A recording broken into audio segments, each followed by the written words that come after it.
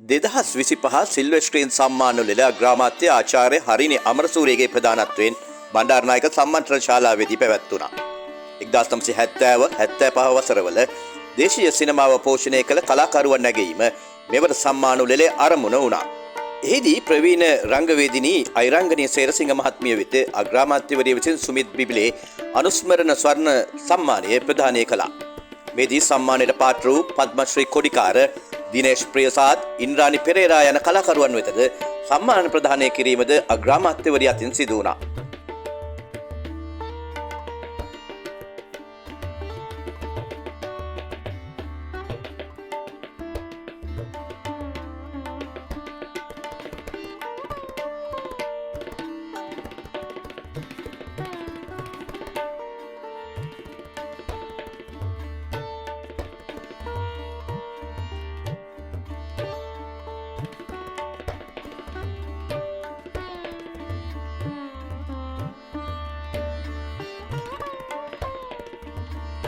අද දින silver screen ගෞරව සම්මානයෙන් පිදුම් ලබන ශ්‍රේෂ්ඨ කලාවේදීන් වේදිනියන් ප්‍රමුඛ සම්භාවනීය ආරාධිතයනි.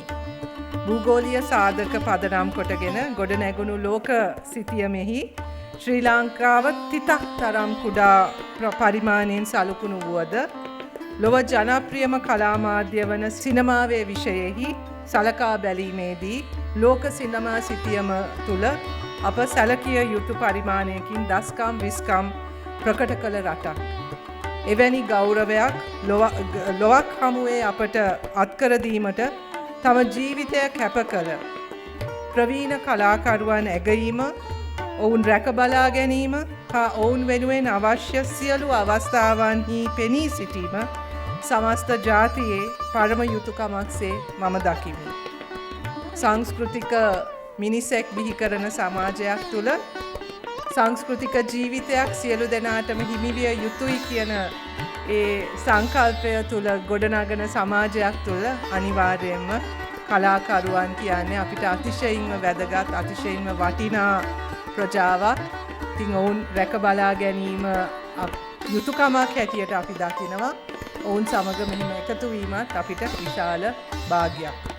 මෙරට විසූ ප්‍රතිභාපූර්ණ රංගවේදිනියක වන සුමිත් බිබිලේ මහතාගේ උදාර සංකල්පයකට අනුව ක්‍රියාවට නැංවුණු සිල්වර් ස්ක්‍රීන් ගෞරව සම්මාන උළෙල පුරා වසර කිහිපයක් මුළුල්ලේම අතිසාර්ථකව පැවැත්වෙන බව අපි දනිමු.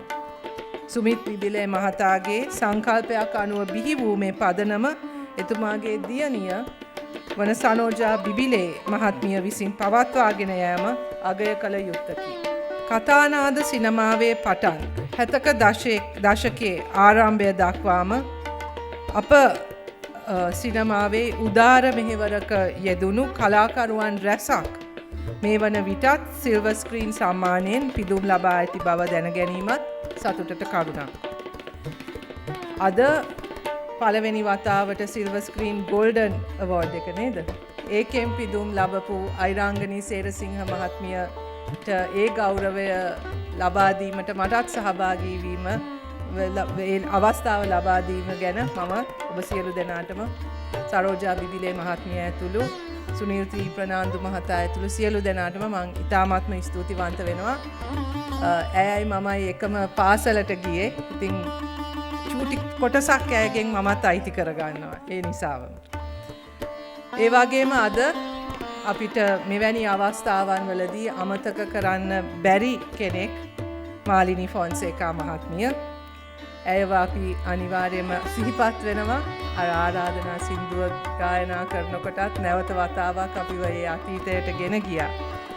ඇය සම්මාන රාශියකින් පිදුම් ලබපු කෙනෙක්. නමුත් ඒ සම්මාන සියල්ලටම වඩා වටින්නේ ඇය ජනතාවගෙන් ලැබූ ආදරය. මම හිතන්නේ කලාකරුවන් හැටියට ඔබ සියලු දෙනා වැඩියෙන්ම බලාපොරොත්තු වෙන්නේ, වැඩියෙන්ම අගය කරන්නේ ඒ ජනතා ආදරය. මාලිනී ෆොන්සේකා කියන්නේ එහෙම කෙනෙක්.